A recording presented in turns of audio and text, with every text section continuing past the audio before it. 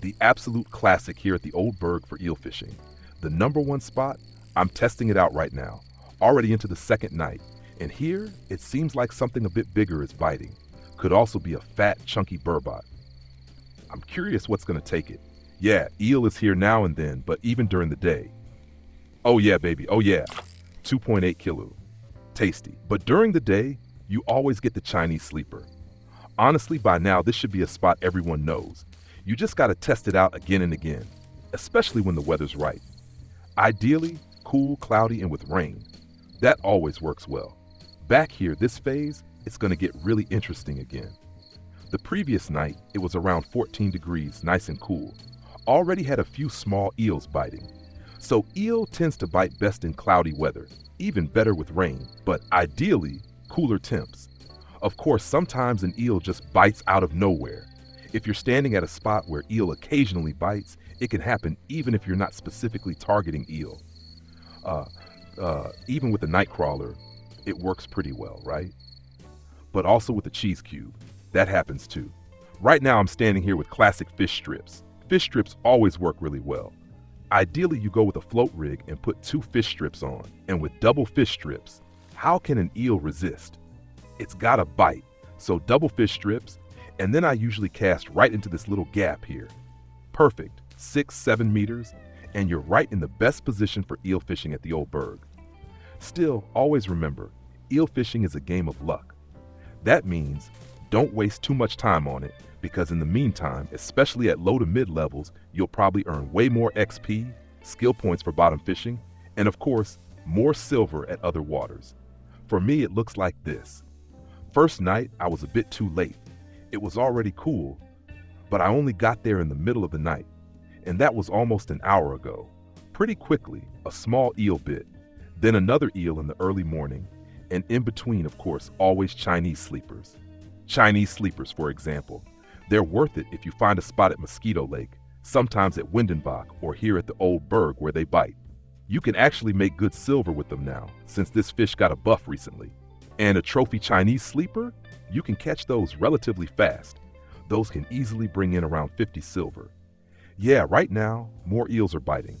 1.1 kilogram, 2.8 kilogram, that's not bad at all. And I hope, now it's 4 a.m., which is basically the prime time for eel fishing. Evening hours, 11 p.m. to around 1 a.m., something can still bite then. And then from 4 a.m. into the morning, if you really want to grind the spot, wait until maybe 10 a.m. Even then, an eel might still bite. Let's quickly check the setup. This is what it looks like right now.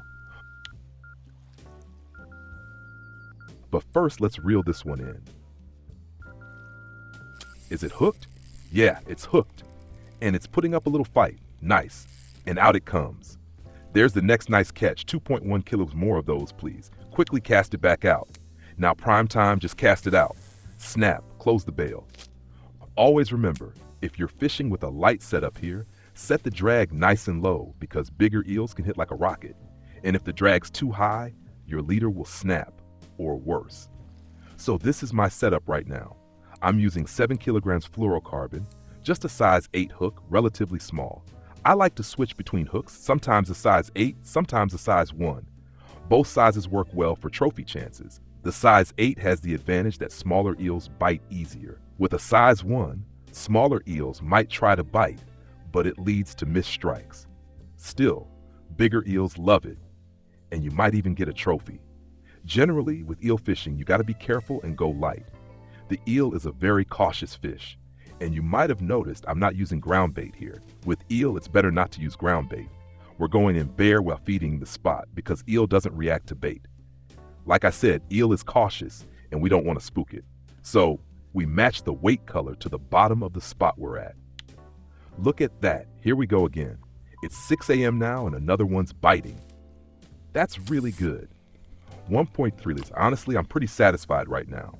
But whether this turns into a real eel hotspot in the next few days, where you can consistently catch trophy after trophy, we'll have to test that. So feel free to test it yourself, try it out, and see if it works. And if it does, let me know in the comments whether you caught an eel here or not. And of course, keep in mind all the important points I just mentioned. These are essential for eel fishing. If you think, weather doesn't matter, or leader thickness, whatever, well then the eel might not bite. And super important, like I just said, even if you do everything right, the eel might still not bite. Because at the end of the day, it's pure luck whether the eel bites. Let's see what we've got here. Maybe we've got a burbot by now. Now the Chinese sleepers are starting to bite. That's unavoidable. In the early morning, it slowly begins. We'll take those too, of course.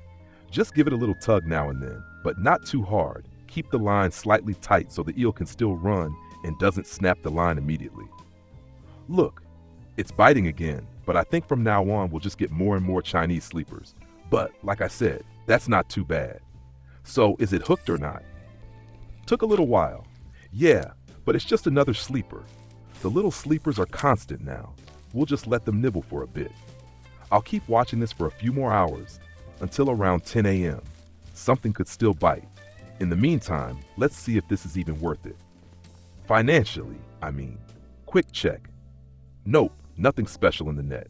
By the way, if you're standing here with a night crawler, which is totally an option for eel, you might also hook an armored catfish, or even a tench as bycatch, or maybe a crucian carp or perch.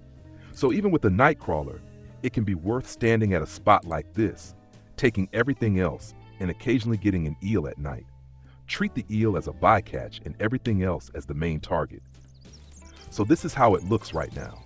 All in all, it's okay, about 200 silver per hour of fishing. I think I just heard the rod tip again. Here we go. So it's decent. But like I said, it's still a rare fish. Still, you can spend a night here, especially when the weather's perfect. Just try it out. See if something bites. With a bit of luck, you might even land a trophy. Yeah, I'll keep going for the next 2 hours, hoping for more eels or maybe even a trophy Chinese sleeper. That would make it worth it. Another 50 silver on top would be nice. If this helped you, leave a like, don't forget to subscribe, and let me know in the comments if this worked for you with the eel. And then I'll see you in the next video, or in the live stream Mondays, Wednesdays, and Fridays, always at 7 p.m. And every Friday, it's Competitive Fishing Friday, so low-level waters on Fridays. Right now, we're always at Bahia, and of course, the new Elk Lake. We still got to test that one thoroughly. Tight lines. Until next time.